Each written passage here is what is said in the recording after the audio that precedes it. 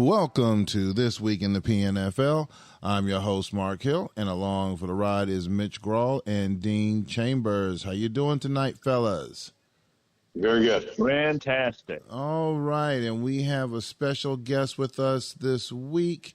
He is the coach of Mitch's cheerleading team, where I'm surprised. I'm pretty sure Mitch has his skirt and his pom-poms, but it's the Minnesota Vikings coach, Barney McDermott. How you doing, Barney? I'm doing good. All right. Are you keeping the groupie away from you?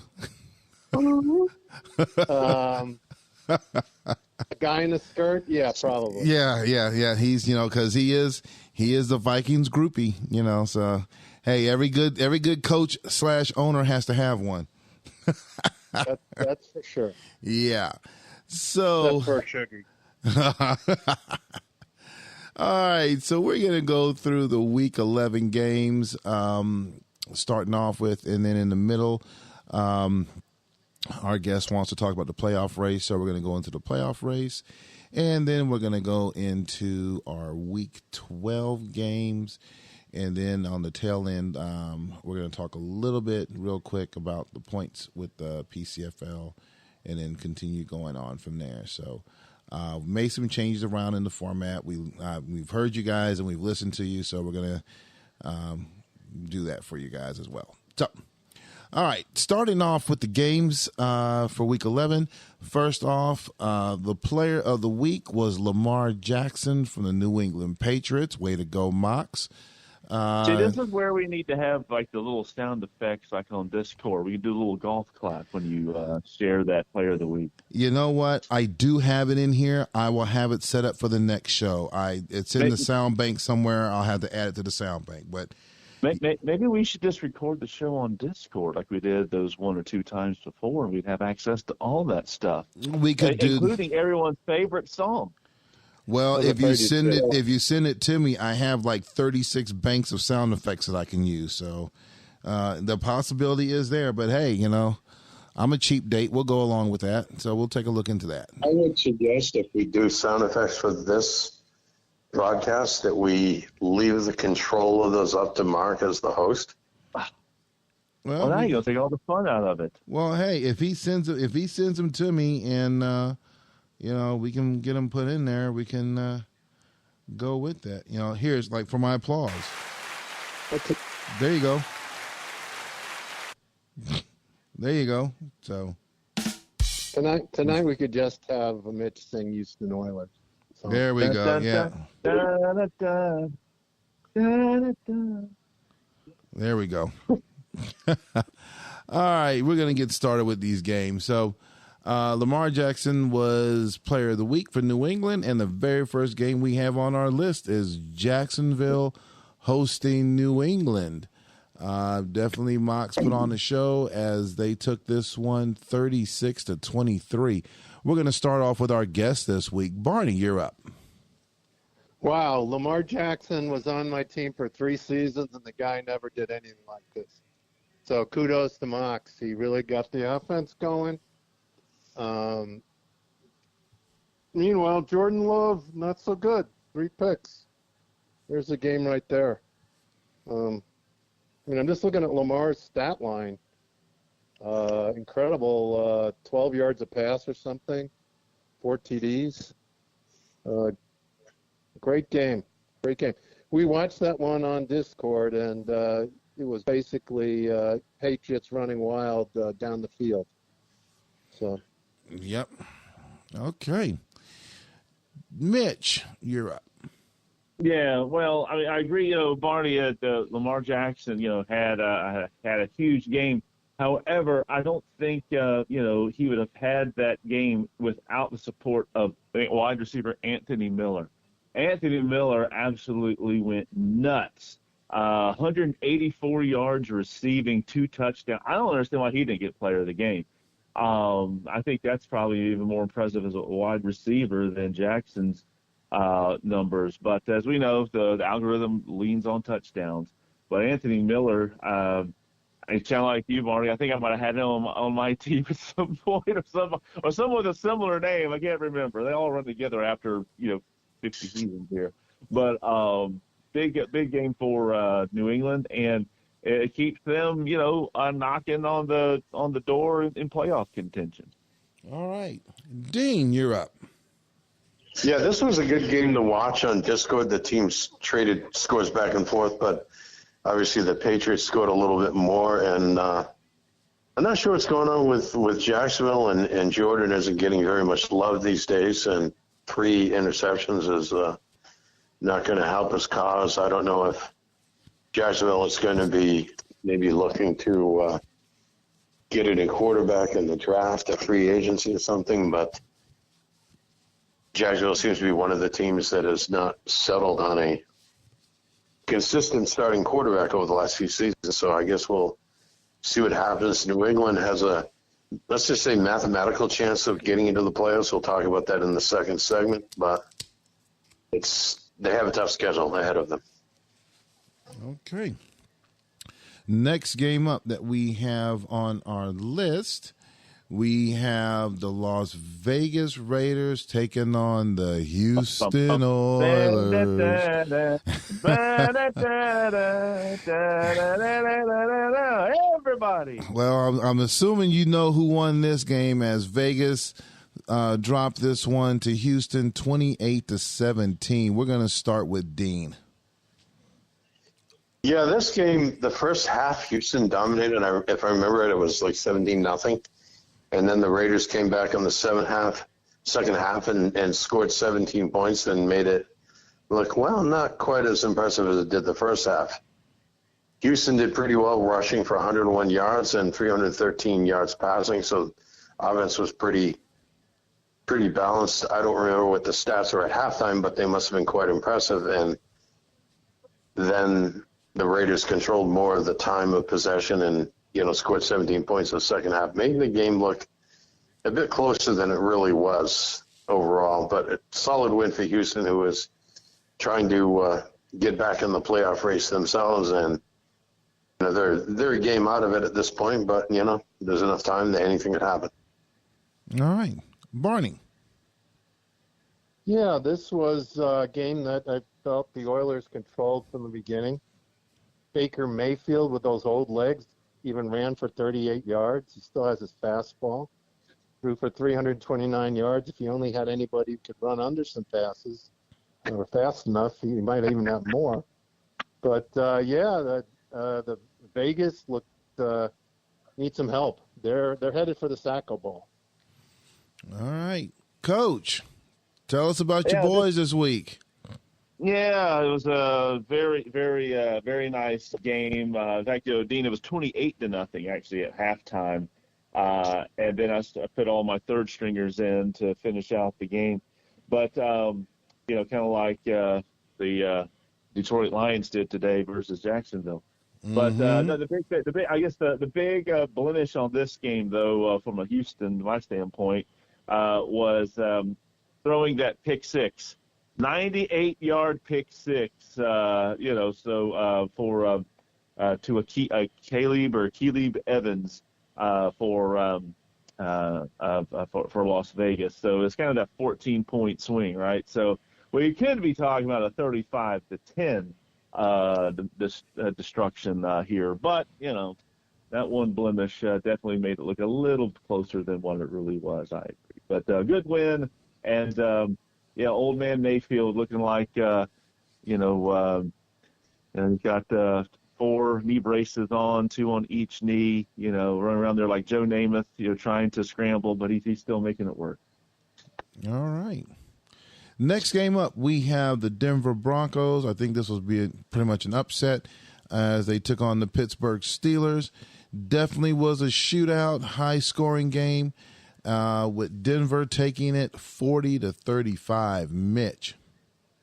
Yeah, this is another one where, we had a big start to the game, and then, the Pittsburgh by Denver.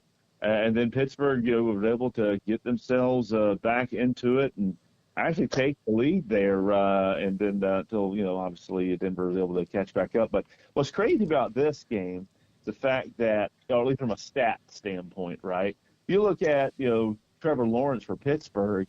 I mean, my goodness, it's surprising he wasn't Player of the Week. 359 with 5 touchdowns, is very impressive. However, 359, 5 touchdowns as a quarterback in individual is impressive. But when you only run the ball 10 times for 15 yards, I mean, that's the only yardage that they had. And so, where Denver a little more balanced between Young throwing for 322 and then that running game running for about 160. So good game, fun game, but Denver continuing to show some solid balance in their attack. All right. Ding. Yeah, we watched this game at Discord. It was a good one to watch. The teams traded scores going back and forth, and I don't believe Brian was with us, but he probably watched it later on or the next day and probably almost had a stroke every time Pittsburgh came back and went ahead in the score. And but an important win. And by the way, I absolutely dispute the characterization of this result as an upset. I was the only one here in the booth that predicted last week that Denver would win this game. This is true. Barney, what did you see? There were a lot of high-scoring games last week, and this was the biggest one. Fun game to watch. Looked like a blowout early on, but Rich assured us that it was going to be a good game, and it turned out to be. There's a hidden stat here that I don't think anybody pays attention to, but I think matters in a game like this, where it's only a 5-point difference. The punter for the Steelers had 5 punts and 3 were touchbacks. Now, if he kicks those out of bounds instead of touchbacks, that's a lot of yardage. In a 5-point game, that could make a difference. I just suggest that people draft 2 or 3 punters just to make sure that you have a good punting game. Okay. That's a joke. Okay. Keep a couple on the practice squad. Okay. I'm like, okay. All right. No, but I'm serious about the punting. The difference between, the 20 and the 5, in a 5-point game is a pretty big difference. Yeah. Is that like drafting 4 fullbacks and keeping 3 of them on the practice squad? That's only a Seattle tactic. Why you got to start it on me, man? We're not even at my game yet. Just because you won this week, don't start talking too much shite. I said shite. He's always going to trash talk you. You know that. He's always going to. See, here he goes.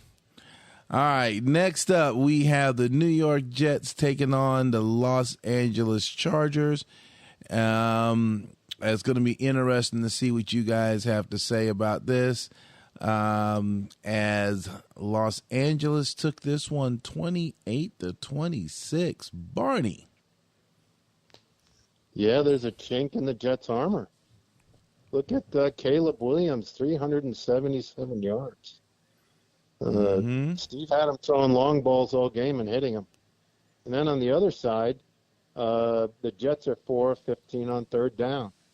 So I'd say kudos to the Chargers for winning, against the best team in the league. And,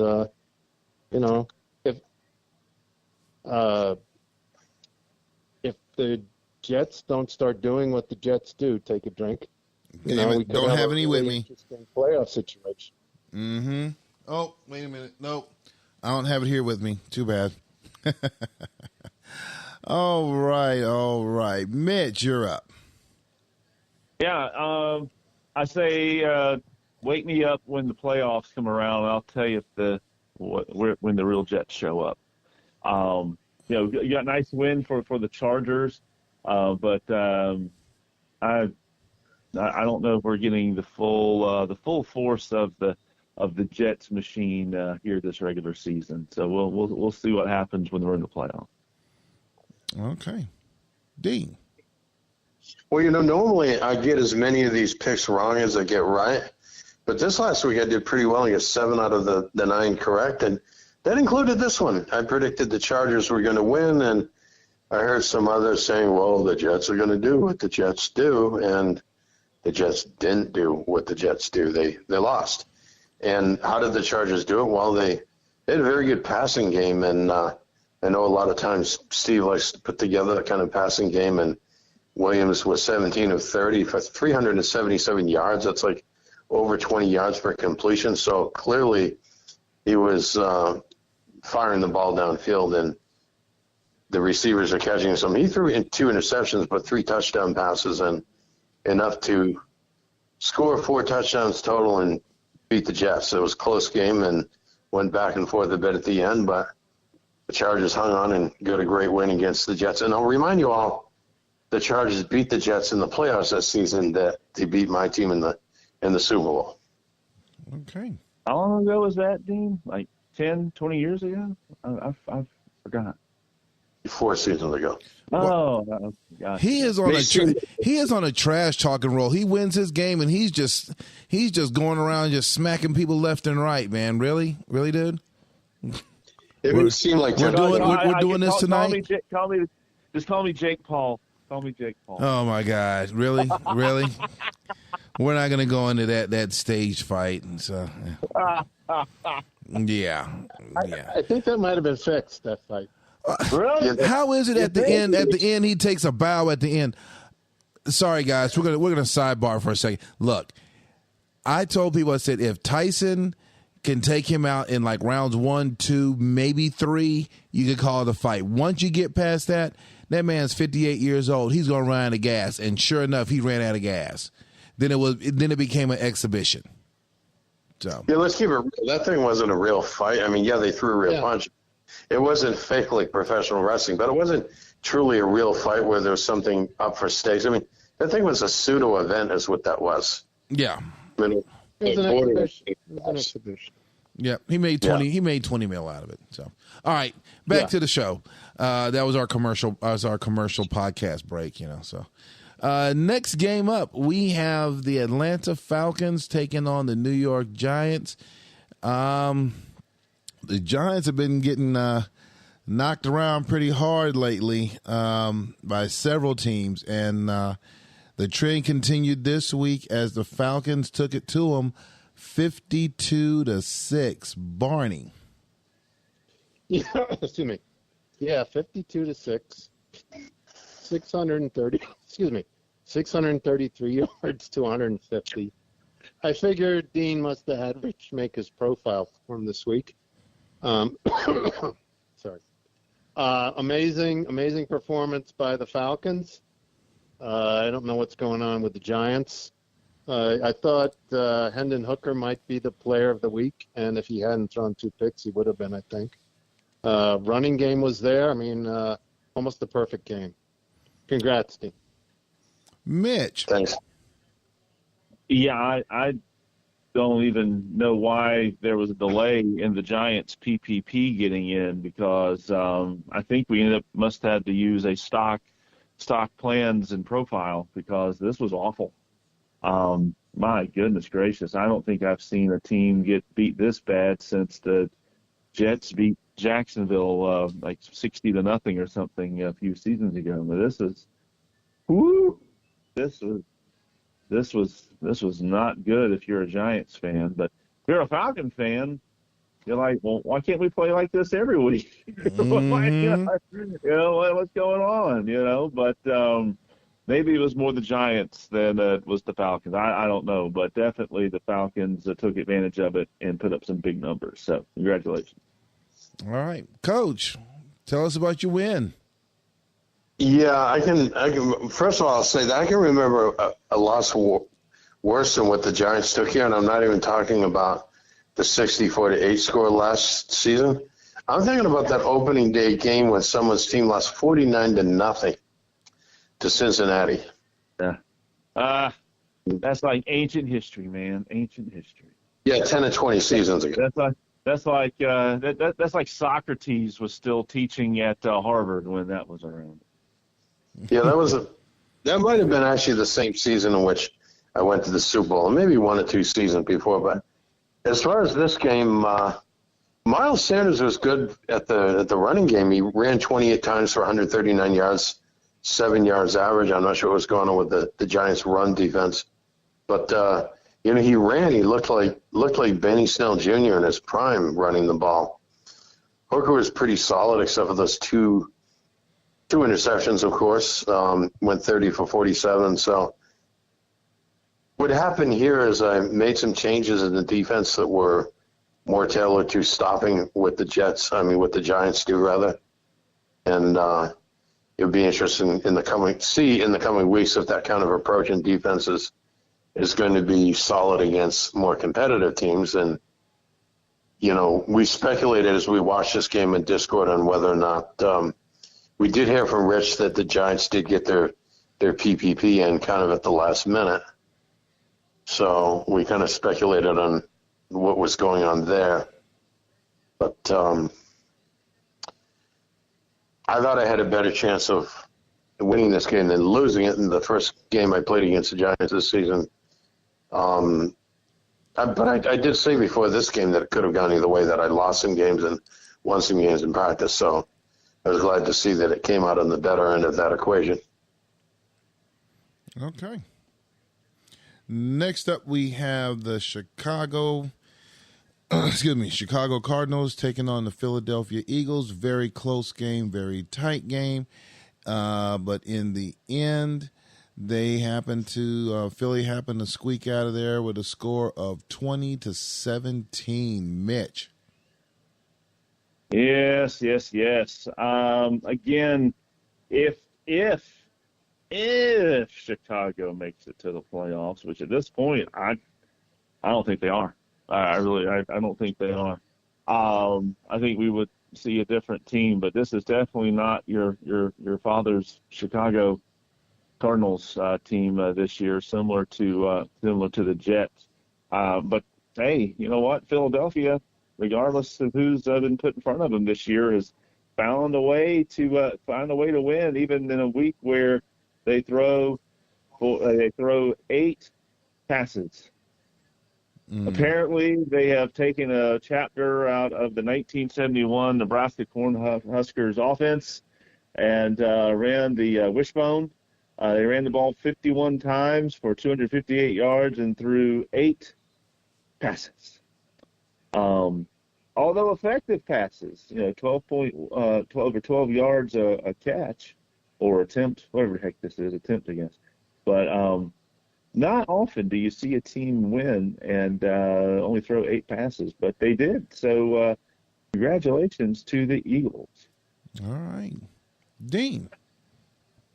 Yeah, well, it's interesting to note when you look at these stats that Rosen was 6 of 8 on passing, but the 2 passes he didn't complete, other than I believe there were 2 sacks, so maybe that was, maybe he did have 2 incompletes, but that's still 75%. But when you run the ball that well, 51 attempts for 258 yards, you don't have to throw very many passes. And there's also a news flash that just came in.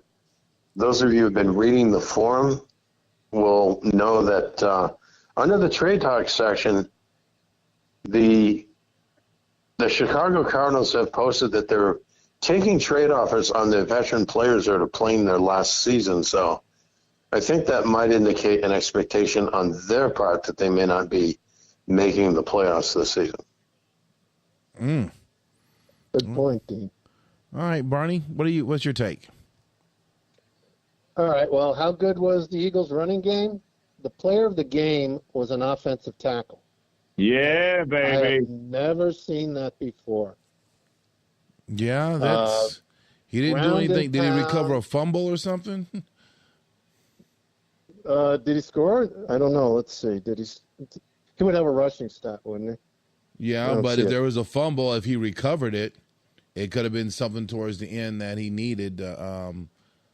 No, I don't see anything. Still, though, he wouldn't have had as many touchdowns as the other offensive players. Yeah, but it could have been a play that might have made a bigger impact on the game. That's, Did he get to Robinson because he only had 1 touchdown run?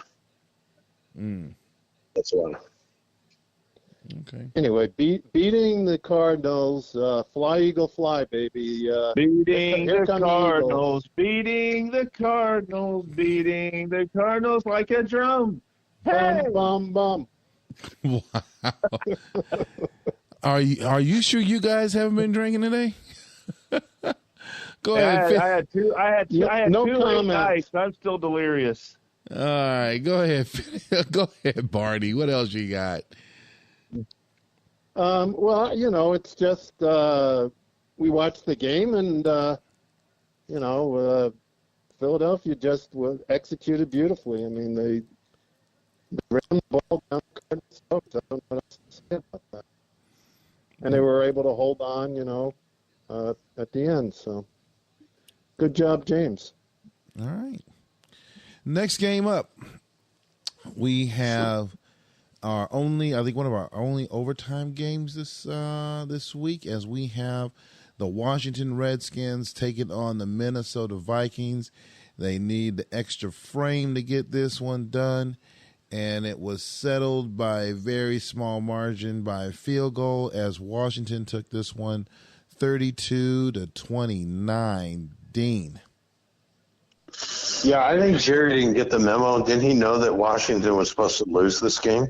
Because I predicted that Minnesota was going to win, so therefore Washington was supposed to lose. But they didn't. What Washington did was 435 yards of offense, including 206 yards of rushing, 240 passing. They were balanced, they were effective, and took the game to overtime and kicked that field goal to win the game.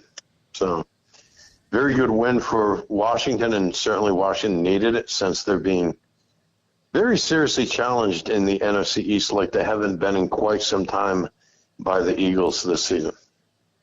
Okay. Mitch. Yeah, it was obviously a very entertaining game. Friday night. The Redskins definitely, this seemed like a old school Redskin game. That the passing attack was not impressive. Only 5.1 yards a catch, but it was efficient. And with that 200 yards of running, the 5.2 actually ran the ball better than they passed it as far as per play average goes. That was the key, is their ability to run that football consistently and eat up those early down yardage. So Minnesota still, even with only 25 minutes of having the ball, was still made this game close, competitive, and could have and probably should have won the thing there at the end. But they got a nice win for Washington. All right. Barney. Yeah. Third overtime game this season, all away games, all losses. So I'm getting a little sick of these overtime games. But, I felt like Washington came out. They scored first. They went for two and made it, and they controlled the game from then on. I managed to hit a fourth down bomb that got me back into the game, and then I was able to score with 1 minute to go to get it into overtime. But at no point did I ever feel like I was going to win this game. Washington was in control. They were dinking and dunking down the field, 5 yards at a crack, and long drives, and I couldn't stop them. 32 first down. So congrats to Jerry. Right. Oh, hey, I've got the Redskins fight song, everybody. Are you ready? Oh boy, here we go. Dun, dun, dun, dun, dun, dinking and dunking, dinking and dunking, dinking and dunking down the field. Hey, everybody. Okay, hey, you guys said that you wanted the co-host and myself to have a little bit more energy. Hey, be careful what you wish for. This is what you guys got. Clearly, Mitch is on something. High on life. Yeah, there you go. Next game up, we have Indianapolis hosting Charlie and the San Francisco 49ers. Another tight, close game settled by a touchdown as San Francisco took this one 24-17. Mitch. Yeah, that was a big game, obviously for both teams as they are knee deep in that or neck deep in that playoff hunt. I know for me personally, I was happy that San Francisco won. That pulls Indianapolis a little bit, down into the pack here in the AFC after their super hot start. But if you're in the NFC, ooh, watch out for San Francisco. They are steaming hot, and right now, good luck playing them. They are just rolling out there right now. So, and that's even with I think the top rated, at least by attributes, quarterback on the bench. Who needs the number one overall draft pick with the best ratings? And you've got Brock Purdy, who would probably not even start on any other team in the league. Who needs it? Who needs it? Dean. You sound like you think the quarterbacks don't really matter as long as you have one. Yeah. The yardage in this game was kind of low, 296 to 314, but, the 49ers are a bit more efficient at converting the yards gained into scoring. And as I remember this game, we watched it in Discord. It was kind of close all along, but it seemed like the 49ers had an edge and were more in control of the game. And this is a huge win for them. The 49ers looking pretty solid this year, and I would say are pretty likely to make the playoffs after, I believe, did they miss the playoffs or just barely get in last season? But they seem to be a pretty solid contender this season and, might even go to an NFC championship game. We'll see, depending who they play in the first round. All right. Barney. Well, unlike Mitch, I was not happy that San Francisco won. Emperor Palpatine has won 8 games in a row, and I'm not happy about that because we are now tied in the NFC West. So, great game for San Francisco. We watched it on Discord. They seem to be in control the whole game. I mean, the stats don't say it, but I just felt like San Francisco was just better. And the other thing is, Tim ran for 120 yards on 15 carries, threw 38 passes, and only 211 yards. A more balanced profile might have worked better. But that's about all I have to say about it. All right. Had to go through this last one for the week. We have Green Bay and Shuggy hosting the Seattle Seahawks. Seattle started off strong in the first, but it all fell apart after that as Green Bay just ran and ran and ran some more and took this game 27-16. Dean. Yeah, it seemed like this was a tough game for Seattle, and it seemed like the game was almost over the moment Shuggy was playing Metallica. But Green Bay had a pretty balanced offense, 140 yards rushing, 172 passing. They only passed 18 times, so it completed 2/3 of those passes, and it was enough to win. And it would be too soon to predict this necessarily, say this, and I said that about another team in the past, and that team just happens to be competing for the Saco Bowl this season. But maybe next season Green Bay might show us they can win more games. We'll see. Yep. Barney. Yeah, I guess the Packers can't suck every week, can they? Shiggy apparently got up at 5 a.m. and spent all day working on his PPPs, and he did manage to sim one game. So I love how he works on his sim. Yeah. Yeah. So maybe if he puts 40 hours in this week, he might be able to sim 3 or 4 games. But yeah, unfortunately for Mark, this one didn't turn out. I thought I picked the Seahawks too. So congratulations to Shuggy. We hate to see it, but you have to win every now and then. Can't go to the Saco Bowl every year. Mitch. Yeah, I agree with you, Barney. I mean, Green Bay can't suck every week because they do play Seattle twice. But Ah. yeah, but it was fun. It's about time Shuggy had an impressive win. He has had a few close ones this year. He's had a few stinkers this year, but eventually that run left offense is going to find a way to score enough points. So they did this one. All right. What was that? Can you give me that joke one more time, Mitch? What was that joke you were saying? Something about what was the joke you said? I said that I agreed with Barney that Green Bay can't be terrible every week because they play Seattle twice each season. Hey! There There it is. There you I'm go. here all the week, ladies and gentlemen. Yeah, there you go. There you go. You happy now? Oh, my goodness. Well, I will say that, it was not good. There was definitely, first quarter, it looked like it was going to go somewhere, and then the wheels literally fell off. And when I'm giving them 63% on third downs, and every time, almost every one of them was 3rd and 1, 3rd and 2, 3rd and 3, and he's running it right up the middle, not going to help. So, all right, guys, we definitely stretched that one out. So I look like we're gonna have a long show unless we kind of kick it up a little bit. So we just went through the games. We're gonna pivot over to our middle segment, which basically is the current state in the PNFL at this time.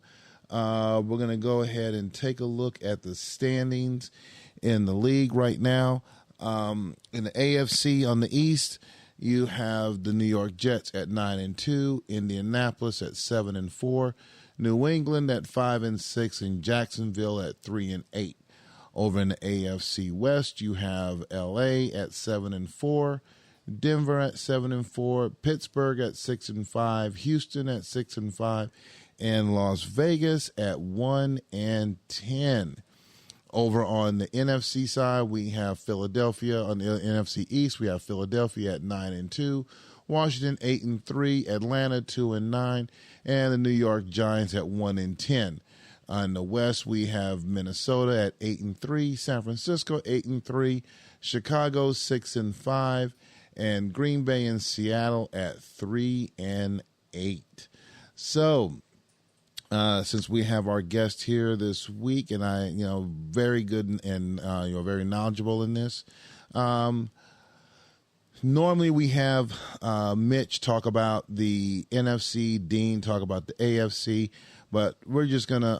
I'm gonna have Barney just go through the whole, whichever side he wants to go through. If he wants to go through both of them, actually go through both of them, and then we'll have Mitch and Dean take the opposite division. So, what is it? That is not what we discussed in rehearsal, Mark. Yeah, I know. Well, you know what? This is true. So good. He's changing enough to throw you off balance. Yeah, he is. I don't even think we talked about this at all in rehearsal. Well, we did talk about. I thought we were going to discuss the playoff race, state of the league playoff race. Yeah. Did we not? Take it away, Barney. Take it away, Barney. Go ahead, Barney. I thought that's what we were going to discuss the playoff race. I just threw that out because I figured you guys would carry it, but I'll try. There you go. Okay, so looking at the AFC, 7 out of 9 are in the playoff hunt. All these games are going to come down to these last, all the spots are going to come down to the last few games.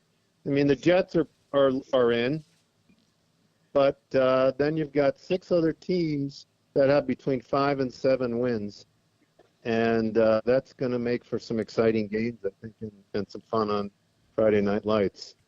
Looking at who I think the teams that are on the upswing, I think Houston Oilers. Oh yeah. The pretty much Los Angeles, Denver, and Houston, I think, are all on the upswing. Indianapolis may be on the downswing. New England may be on the upswing. We'll see. They've got a big game this week.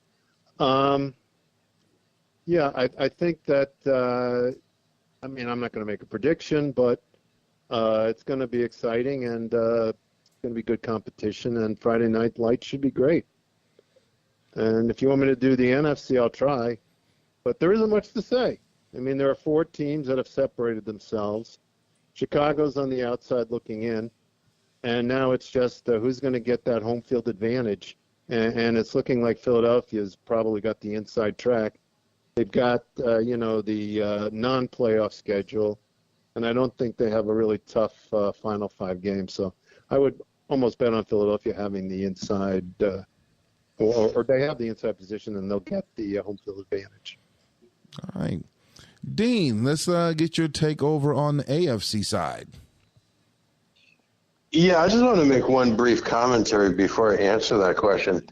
You know, these last 5 weeks of the season, we're definitely following the playoff races, which we're talking about now. But, you know, we meet on Discord every Friday night and we watch the games, and certain games are entertaining for various reasons. And, you know, the Green Bay games are always entertaining for obvious reasons. And don't count out the best 2-9 team in the league. That would be my team, because, you know, they may do some things over these last 5 weeks, and it might be, if nothing else, entertaining. As for the playoff race, you wanted me to focus on the AFC? Yes. Yeah, the one thing I see going on is there are 2 teams that are definitely out of the race. They have a combined losing streak of 9 games between them. I'm talking about Jacksonville and Las Vegas, the 2 teams of the 9 that are out. Been a tough season for both of those teams, and Jacksonville has won enough games to probably avoid going to the Saco Bowl. The Raiders seem to be the front runners for that from the AFC. Houston was 2-5. They won 4 straight and jumped back into the playoff race, tied for second place with Pittsburgh, that lost this past week. And, you know, the Chargers and Broncos are tied, and it's hard to say, but I would say one of those 2 will probably still win the division. And, you know, I wouldn't count out the Chargers. I just kind of have a feeling this is like 4 seasons ago when they went to the Super Bowl, and they may well do it again. And as for the AFC East, you know, the Jets are 2 games ahead. Indianapolis could have had a real opportunity to pull within a game by winning this past weekend, and they got beat by the 49ers. So, you know, the Jets may still win the division, but I don't know what they're going to do in the playoffs. Indianapolis, I think, will most likely make the playoffs as long as they don't have a season-ending losing streak. So, I don't know. I think my odds, I would say the Chargers have the best odds of representing the AFC in the Super Bowl. Okay. Mitch, let's talk about the NFC. There's not much to talk about. All the seeds are already set. I think we're ready to go. Isn't it? Aren't we ready? I mean, I think there's only 4 teams in there that are really going to have a shot unless Chicago decides to start playing football again. So, you know, Philadelphia, I'm sure will finish out strong, like Barney had mentioned earlier, based on their schedule. I feel pretty good that Vikings will end up winning that Western Division, even though we got San Francisco playing really strong. And, you know, the Redskins will obviously will make it as well. So I think it's, you know, there might be a little bit of a change on the seeding, but I think the 4 teams are set for the NFC. I will say that AFC race is an absolute bloodbath. You've got 4 teams in the AFC West with winning records, which is nearly unheard of this late in the season. And so it's going to be a fight to the death. And I'm sure that at the end, I will be the one at the top of that division. So let's go ahead and write it down now. All right. A statement of confidence, and I'll point out that the 4 NFC teams are separated by 1 game, so theoretically any one of those 4 teams could still end up being the top seed in the playoffs. Yeah, I could. Ooh. Yeah, I'm looking at this. I'm listening to what everything you guys have said, and I definitely have to concur. The top seeds in the NFC have been taken. And yeah, unless Chicago goes on a run, but if everything stands pat the way it is right now, it's like who is from the NFC side? Could Chicago, who has the chance of falling out of favor and letting Chicago jump in there? But by looking at it, the teams that are there, I don't see any of them that would be able to open that door for Chicago. But we'll see as it goes through, as we continue on with the rest of the second half of the season. Over on the AFC side, I don't know. I really don't know. Definitely, we'd need at least a couple more weeks for some things to shake out. But definitely is an exciting race. And as I've known since I've been in the PNFL, the AFC West has always been a tough division, always. So, and they're definitely keeping that tradition going with the battles that are having going on right now. So, all right, you got everybody's opinion. We're going to jump over to the last segment. Actually, we're kind of getting back on track here a little bit. So let's go ahead and jump into this last segment here, which is going through our Week 12 games. As I take a look at this, I see 1, 2, 3 games that are over 10 points in the spread. 2 of them that's between 7 and 9 points, and the rest are just seem to be below that. And we do not have any pick'em games this week, so it could be interesting for betting again. So and I see there could be a couple of upsets out there as well. So we'll run through all of that.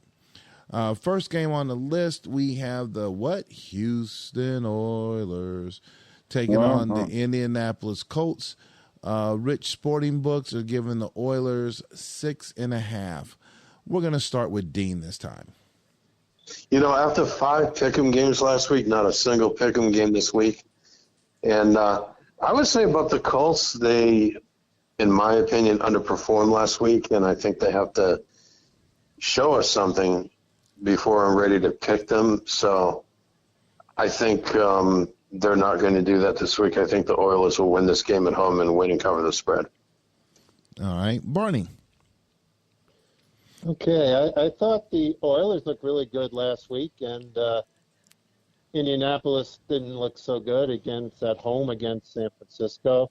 So I think I got to go baby blue, and to put some pressure on Mitch, let's make this the lead pipe lock. Oh, yeah, there we are.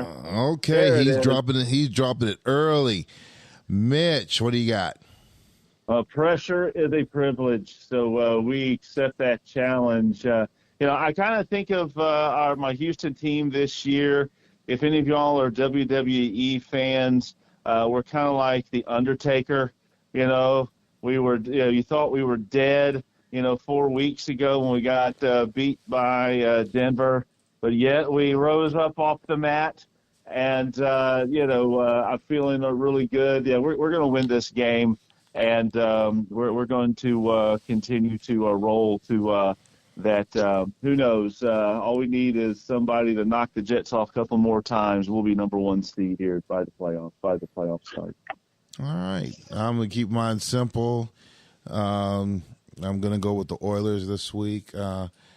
It's going to be – I think it's going to be a good game, but I think in the end, the Oilers are going to just edge them out on that. So, next game up, we have Dean. Did I miss Dean? Do what now? What was Dean's? No, Yeah, I started out with Dean, and then I went from Dean to you, and then from you to Mitch. Got it. Yep. Next, predicted the Houston win and cover the spread. Right. Okay. Yep. I was distracted. Okay, cool. Next game up, we have the New York Jets taking on the Jacksonville Jaguars. They are giving the Jets 10.5. We're going to start with you, Barney. Poor shot, Mark. Jets are going to do what the Jets are going to do. Well, you know what? I'll have to go find my drink. While I'm doing that, Mitch, you're up. I'm going to say the Jets will win, but it's not your same old Jets. So I am going to say they will not cover the spread, but they will win the game. Okay. All right, Barney. Well, it's a plastic bottle. Close enough. Dean, you're up. Well, I will point out the history of the. You say, well, it's not the same old Jets, and you say the Jets aren't going to do what the Jets do. But I'll point out the history between these two teams, and they've been pretty one-sided. And let's just say if the Jets are just playing 60% capacity, they still win and cover the spread, and they will. Okay. I'm going to concur with you guys. I'm going to go with the Jets for the victory this week as well. Next game up, we have the Denver Broncos taking on the Las Vegas Raiders. They are giving the Broncos 9.5. Excuse me. Dean, you're up. Yeah, I'm gonna take this game this week, and I'm gonna show you all that my lead pipe lock is not a lead pipe curse. And in this game, there's no doubt about it. The Broncos are going to win and cover the spread, and the Raiders are probably looking forward to the honor of playing in the Soccer Bowl. So lead pipe lock, Denver wins and covers the spread. All right, Barney. This one's a blowout. Broncos. All right, Mitch. And Broncos actually might shut them out, so Broncos. Okay. I'm going to stick with you guys, and I'm going to go with the Broncos for the victory as well. Next game up in the Pacific Northwest, you have the Seattle Seahawks hosting the Washington Redskins. They are giving the Redskins 10.5. Mitch. Ooh, Redskins and a 10.5 point spread against Seattle. On the road. I'm going with the Redskins. All right. Dean. Like I said, Jerry didn't get the memo that he's supposed to lose some games so that the team of destiny will go 12-4 and be the number one seed in the NFC. So that being said, I think Washington will break the hearts of the Seahawks fans and get a win here. All right. Barney. Yeah, I would love to see the Hawks win this one. But if you can't beat Shuggy, you ain't beating Jerry. Washington. I'm going to go against that, and I'm going to go against the Hawks. And the reason why is because Seattle has beaten Washington before. So it's all about just getting focused on it and doing what we need to do. And being that I'm going to be out of work after Tuesday, I'll be out for the rest of the week with 1 day to recover from surgery and the rest of the day off. I will have time. So, as Dean would say, not so fast. So, next game up, we have the Pittsburgh Steelers hosting the New York Giants. And they are giving the Steelers 14.5 this week.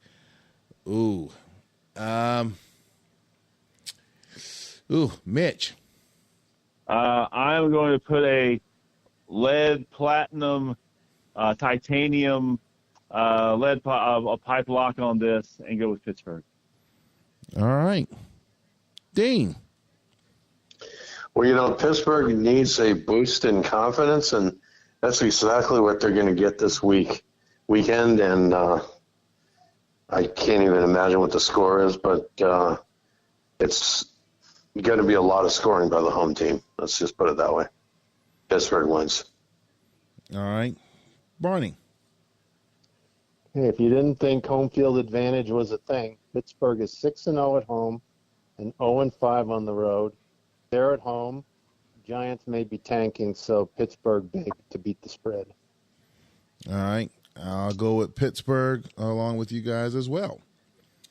Next game up, we have the Philadelphia Eagles taking on the Atlanta Falcons.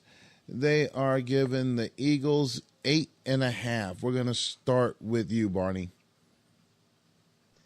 Dean, you need to have Rich make PPP again this week. Otherwise, it's going to be fly, Eagles fly. Sorry, man. Philadelphia. All right. Mitch.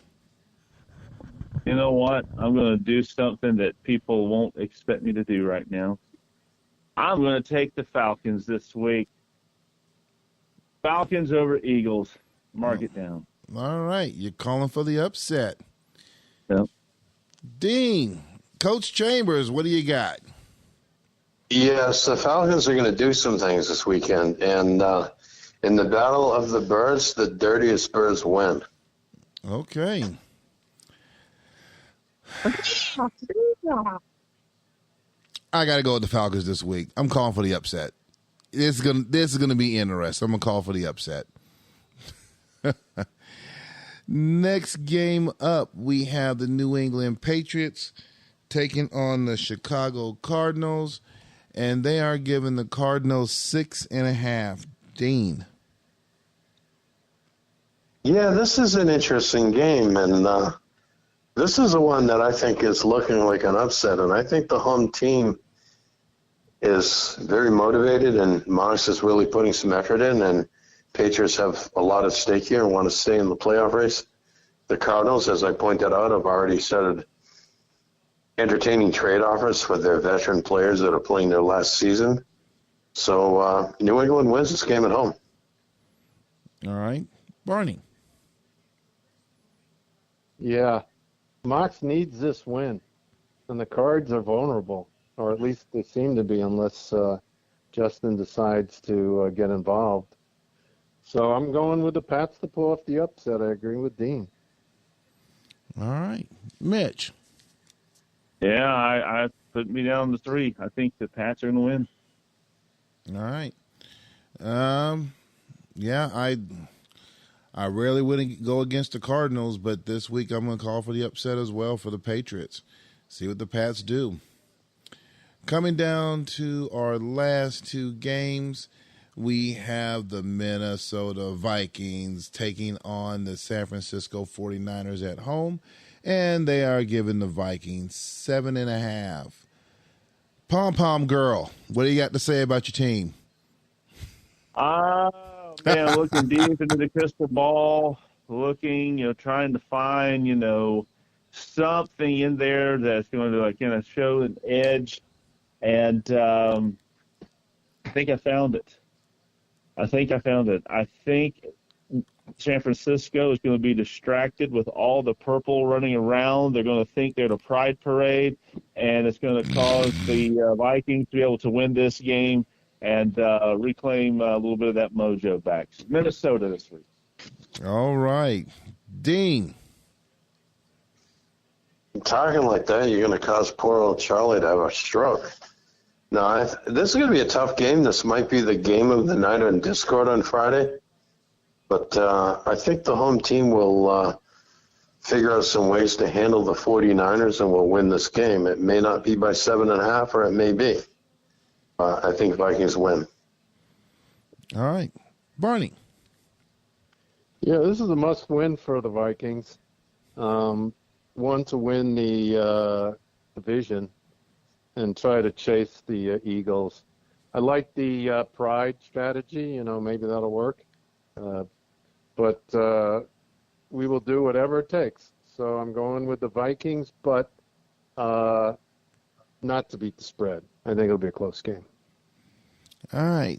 I'm going to go with the Vikings for the victory as well. And as a matter of fact, I'm going to take out that second mortgage and third mortgage and fourth mortgage and push all my chips in for the Vikings this week. So, Mitch, give me one of them damn pom-poms so I can Yeah, baby. I'm not wearing the cheerleading outfit. Just give me a pom-pom and I'll wave the pom-pom this week. So last game for week 12, we have the LA Chargers taking on the Green Bay Packers. They are giving the Chargers 9.5 on that this week. I have to ask you, are you saying that Mitch wears that outfit better than you do? No, I don't wear it at all. You don't wear it at all. Okay. See, if you would have said the Jets, that might have been different. But everybody here that is in this, that's doing this show right now, and the ones that are listening, you guys know, Mitch's team, besides his team, is the Vikings. He has the horn. He has, the outfit, all that gear. He probably has a pelt laying around somewhere. And my bed's the shape of one of those Vikings boats. Yep, pretty much. and you've got the sheets with the Vikings That's right. logos on it. Yep, That's and he has right. a helmet with Barney's signature on it, and probably has a groupie photo with Barney. Right. Yeah, that's right. I think he even goes to bed with the Vikings pajamas on. Probably the Vikings onesie. The Vikings footy. Yeah, with the little footies in the bottom. That's right. Go ahead and call this one. The Chargers and the Packers 9.5. We're gonna start this last one off with Barney. Okay, this should be a very fun Friday night game because both coaches will probably be there. Steve will be whining and Shuggy will be talking out his ass. So I expect to have a lot of fun during this game. The Packer fans who have bought their tickets to the Sacco Bowl may be disappointed, but I still think LA is going to win this game, and we're going with the Bolts. All right, Mitch. Yeah, I think this will at least be fun to listen to, if nothing else. But I think the Chargers will end up winning this game. Yeah. All right, Dean. Well, this is a matchup between, the Packers, and I like to say the Packers are going to do some things, but they're playing against a team that I'm increasingly finding is my favorite team outside of my own team, the Chargers. And, Shuggy might be hitting that button and playing Metallica a lot, and the Chargers aren't going to be distracted by that. So the home team is going to win this game. All right. I'm going to concur with you guys. I'm going to go with the Chargers. I think the spread will be slightly tighter, but I don't think it's going to be 9.5 on that. So I think it's going to be a little bit lower. All right. We went slightly over, but not too far. So as we come to wrap the show up, I definitely want to thank you guys for tuning in and listening, and definitely want to thank Mitch and Dean, and this week our co-host Barney. So as we take another trip around the table one last time, Barney, any final words that you may have? Friday Night Lights, be there. Okay. Quick and to the point. Dean. Yeah, I just wanted to briefly mention, as kind of informally, our fourth segment that we talked about. Yes. We are still. Oh yeah, that's right. My mistake. Yes. Go ahead. We're filling out our recruiting classes with 3-star players, and most of the teams are nearly out of points, or pretty much out of points with the players they bid. So I would imagine over the next few days that process will run its course and recruiting will be completed, and the next step will be getting all our players signed under the teams and reconstituting the CPU teams. And then soon we will be advancing into training camp, in which shortly after that we'll be ready to start the second season. All right. Mitch, any final words for you to take us home? Yes. There's one team in this league that no one wants to play. That's the Houston Oilers. Oh boy! So there's only one thing left to do now, Mark. Let's get it. You guys know it is getting kind of deep when he starts talking, right? Make sure you wear your little mud boots.